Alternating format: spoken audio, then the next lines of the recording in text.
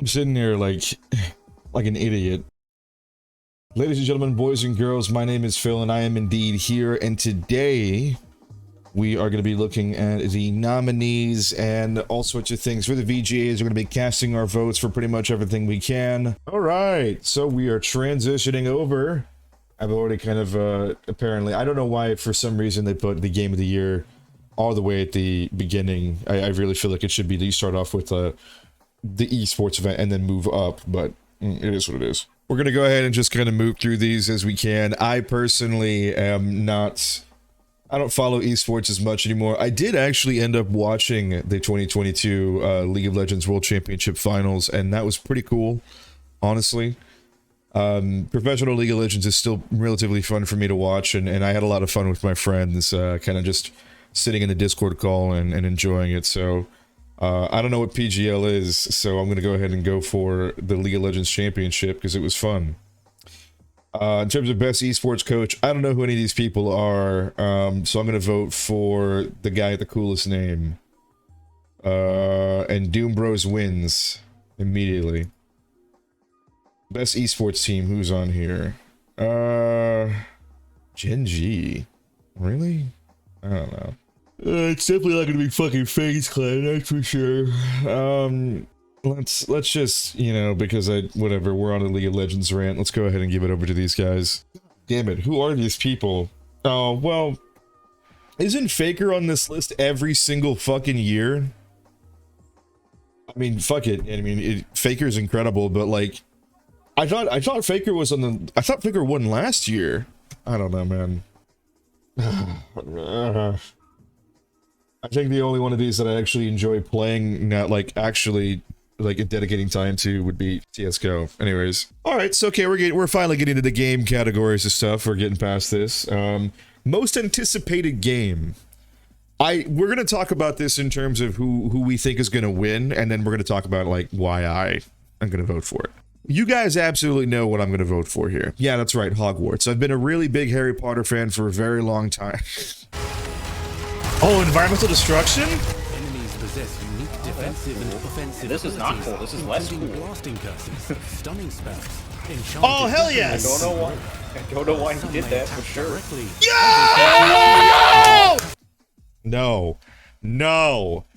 Fuck off. Why was that even a part of the goddamn category? Obviously, everyone's going to be voting for Tears of the fucking Kingdom. Breath of the Wild is one of the most consistently talked about fucking games ever. Lyle and Kyle absolutely live and die by it. They fucking love that game left and right, which if I'm thinking about doing a stream, checking out some Breath of the Wild just as a one-off for a little bit, and like, you know, and hopefully bringing them aboard to, you know, talk and have some fun with that. So let's see what goes on with that.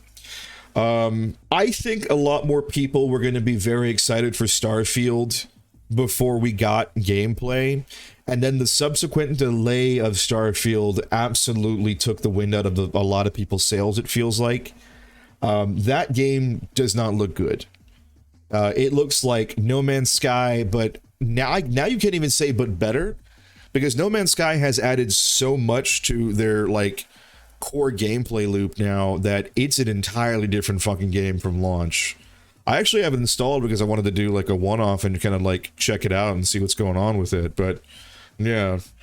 I'm excited for Resident Evil 4, but you know what? A new Final Fantasy, like a really, like an actually new one that looks as good as this does, that like has the amount of talent behind it. Obviously, my most anticipated game is Final Fantasy 16. I'm so excited for Final Fantasy 16. It's going to be awesome, even with Yoshi P's racially motivated comments aside. Man, that is one of those, you really should have just had a publicist field that fucking questionnaire for you, bud. Man, that was bad. But yeah, I think Legend of Zelda is going to absolutely take it away this fucking year in terms of most anticipated. Listen, I don't know what to vote for this one, to be honest, because I absolutely loved Arcane. I fucking loved Arcane. Arcane was like easily one of my favorite productions that I've in like the last fucking decade of like, it had just amazing animation, absolutely incredible fucking acting, non-stoppably, like unstoppably good fucking story. I'd say that as much as I love Edge Runners, I'm right now kind of, no pun intended, edging towards Arcane, because I think that Arcane did the impossible and it made the League of Legends universe actually fucking palatable and fun to engage with. I fucking love Edge Runners. Edge Runners is great, but Arcane is something that, like, I still talk to people about today, and I go, you guys got to watch Arcane. Whereas Edge Runners is a really great one-off. Like, it's a fantastic fucking anime. If you love anime, you have to watch Edge Runners. It's incredible. But I think Arcane is something where it's like, not because it's also going to be continuing very soon. And the world that they created in Arcane is so much more vibrant and so much more engaging. Whereas like Edge Runners feels more like it kind of just used Night City as a backdrop as opposed to Arcane, which is like the larger package. So I think Edge Runners is going to win this year 100% because it's the fresher one and a lot of people are wanting them to stay at your house. But I'm voting for Arcane, personally. I fucking loved Arcane. Arcane was amazing.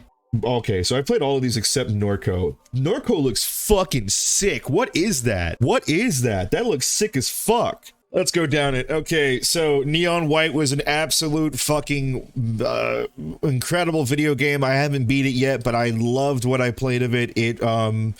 I've been talking about this a lot over the past year. It has feelings of like a game lost to time. It feels, but you know how a lot of people have been going for like the more PS1 or Sony or like N64 aesthetic. Neon White feels like a Sega Saturn game. It feels like a Dreamcast title. It feels like an old Sega exclusive console title that just either never got released to America or has like a fan translation. Like, it's so fucking cool. I love everything about its aesthetic.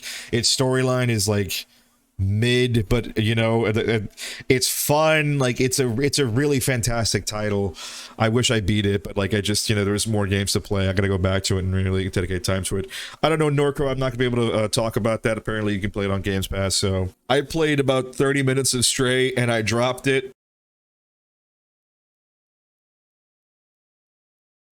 It's a walking simulator with a cat. I don't think it's really that cool. And I think a lot of people are just cat people and it's a very easy win for them. I dropped that game so fucking hard. Tunic is actually really fantastic. I'm not a huge fan of the traditional Legend of Zelda gameplay myself, but from what I played, it's an incredibly competently well-made game. And I absolutely love how they tutorialize everything, where in order to learn more about the game world, it's kind of like you have to decipher this old game manual that's written in a language you don't understand. Vampire Survivors is probably Vampire Survivors is the most functional and fun Skinner box video game of all time. It's a game that is quite literally replayable till the end of fucking time. And because of that, it wins my vote. Vampire Survivors is just way too simple, way too fucking cheaply priced, way too fucking addictive for it to not win this year. It is insane. Who the fuck is Carl Jacobs?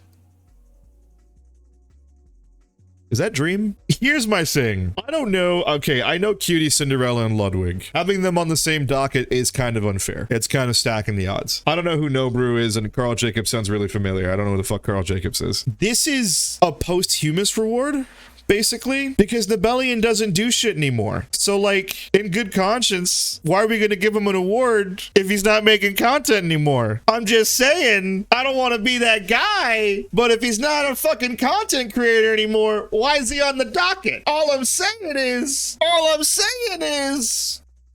mean, I'm going to vote for him because it's literally like, who the fuck, I mean, I don't, you know.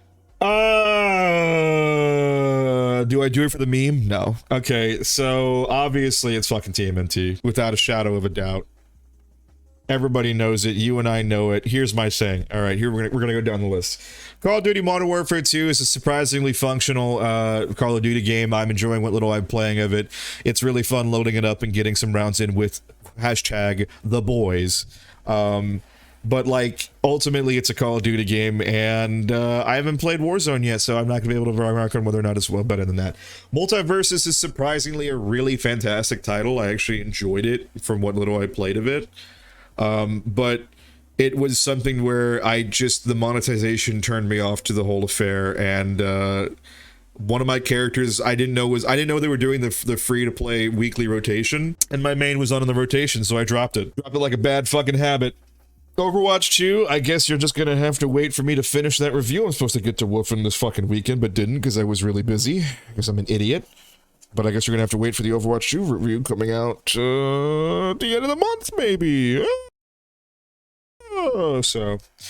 Splatoon 3 is I really like Splatoon 3. Splatoon 3 is grindy as fuck. I was immediately turned off by it. I know that like doesn't really change from the last couple of Splatoons, but like I was like, I'm not making the progress I wish I was making. Same thing with fucking Modern Warfare 2. These two games are now just grindy as fuck to get the things that I want, and I don't care for that. It like the progression model doesn't feel good on either of these games. So fantastic games. TMNT, come the fuck on. The fuck on. The soundtrack, the music, the gameplay, the characters, everything about this game was utterly fucking flawless in every way, shape, or form. It's easily one of the best beat 'em up brawler type of video games you are gonna play this fucking decade. And trust me, there have been quite a number of bangaroonies coming out in that genre, but let me tell you something, TMNT absolutely slices and dices the competition in fine little pancetta chunks, all for you. It's really good. I don't play sports. I vote for car. Moving on. I don't play sim. I vote for Mario. Moving on. All right, best family game. Honestly, so the Lego Star Wars Skywalker Saga apparently is really fucking good. One of the people who have played it. I have not played it. I have not played Rabbids. I have not played the Nintendo Switch Sports. The fact that it's up there makes me really upset. But I gotta hand it over to Kirby. I really liked Splatoon 3, but the little bit and pieces that I played of Kirby was phenomenal. Kirby was a really fantastic fucking video game that I need to dedicate more attention to.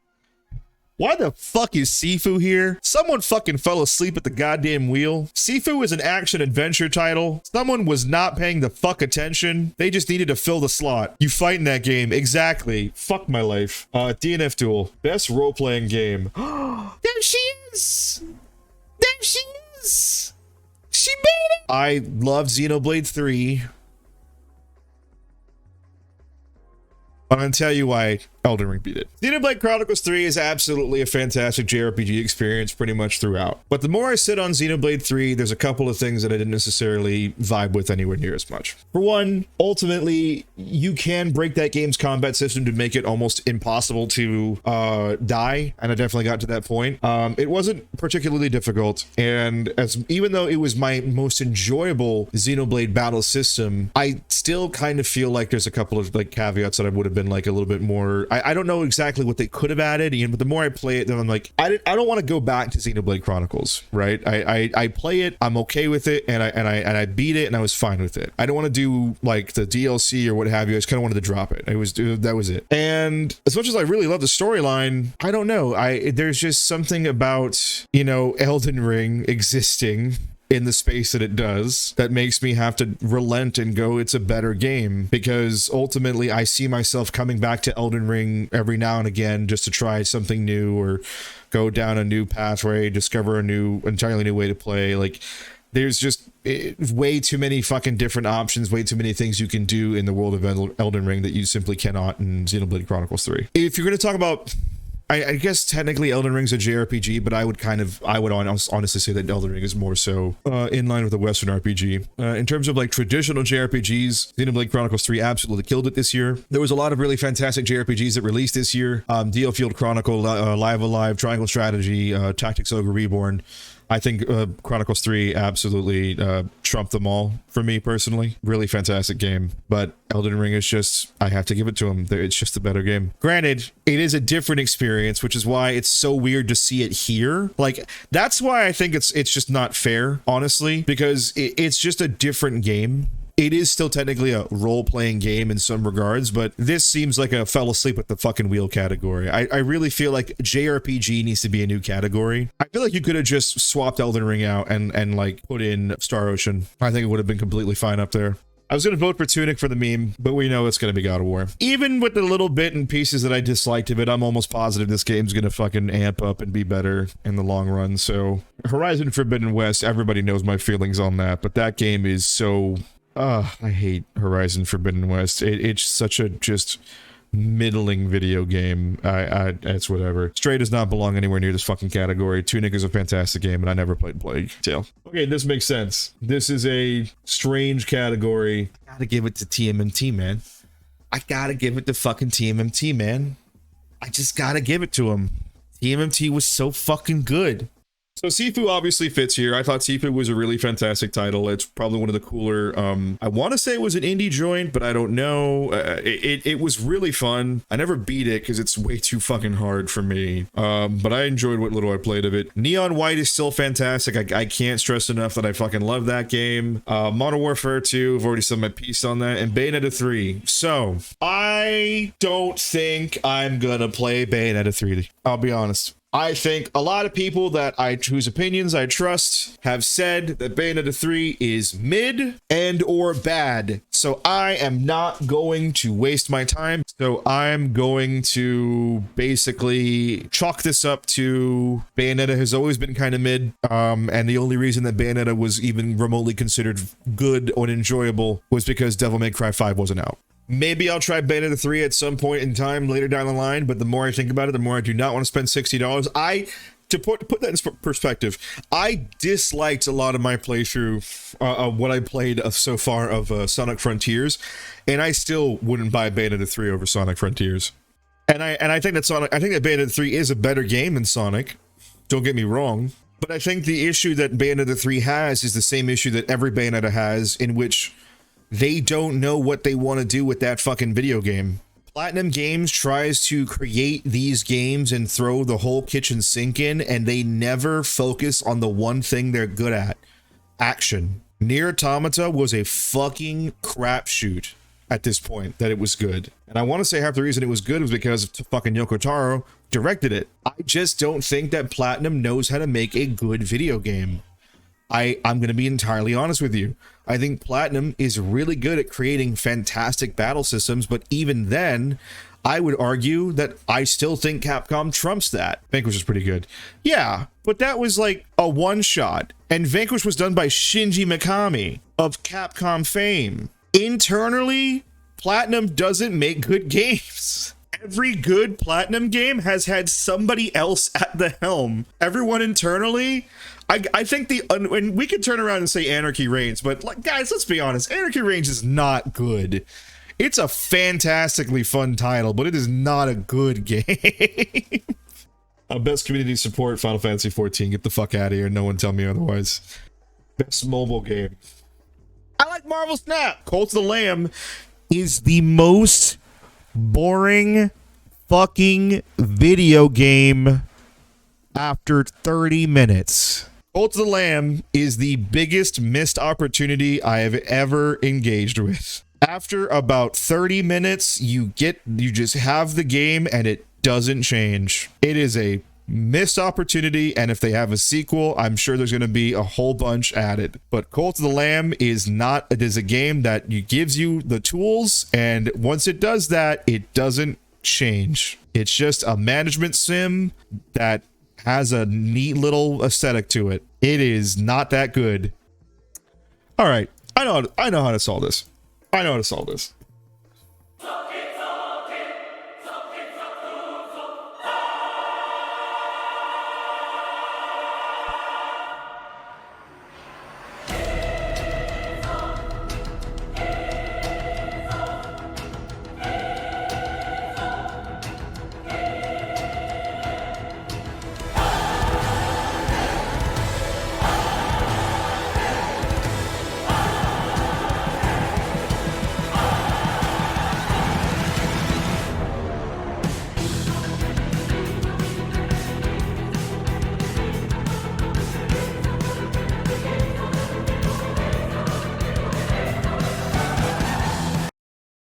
That's like a fucking the second boss theme in the game. You hear that an hour in, and it's got more. Xenoblade Chronicles 3 has the fucking best OST, best sound all year, all fucking year.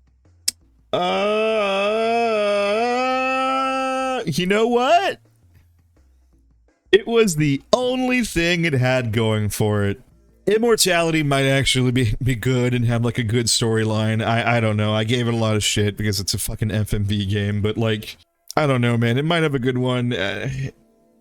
I'm gonna have to just vote for Ragnarok on the basis that like, it's the one game out of this list that I played that I think actually has a decent storyline so far. So, best game direction. Definitely fucking Elden Ring. No fucking shot.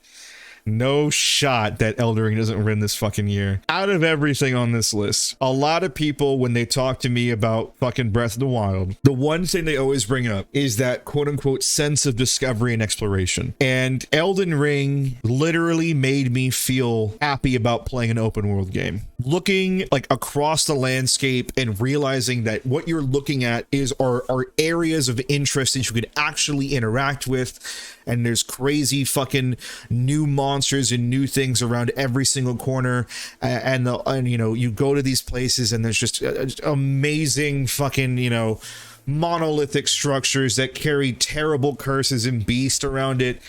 There's really no other fucking game like Elden Ring right now. It is absolute fucking insanity how much I have flip-flopped on this game, because I was really on board the whole you know, let's lather some hate on big Dark Souls, but fuck me, man, they knocked out of the goddamn park with the fucking game direction. That game does so well at just pushing you forward without ever making it feel like it's like not your choice.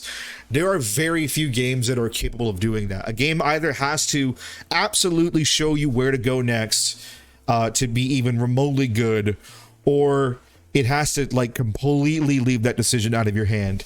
And yet somehow Elden Ring, in its fucking vastness and its just direction, is so good at making every singular moment that you're playing that video game feel like you're moving towards something. And that is something that is so unique to Elden Ring as an experience that it trumps every single fucking game on this list. Absolutely. Which is why it's probably going to have to go to Elden Ring for me. I'll be entirely fucking honest with you. Game of the year for me is Elden Ring. I never thought I would say it. I didn't think it was going to be possible, but the more I think about it, the one game that I consistently am constantly wowed by, it always comes back to Elden Ring. Fucking insane what that game does. Do I play it a lot? Not at all. Am I going to play it anytime soon? Probably not. But I'll be honest, I've never played a Plague Tale. God of War Ragnarok kind of has put a sour taste in my mouth. Horizon Forbidden West. Thank you, Miss Ebola. Stray is a fucking gimmick. And Xenoblade Chronicles 3, as fun as that game is, has an incredibly empty open world that you cannot interact with. It is basically one straight shot from place to place, unlike in Elden Ring, where every single thing that you encounter builds on something. It's your weapons, your armor, what, you know, I think the biggest problem an Elden Ring has is that for all of the stuff that it gives you, experimentation in that game is not anywhere as easy as it needs to be.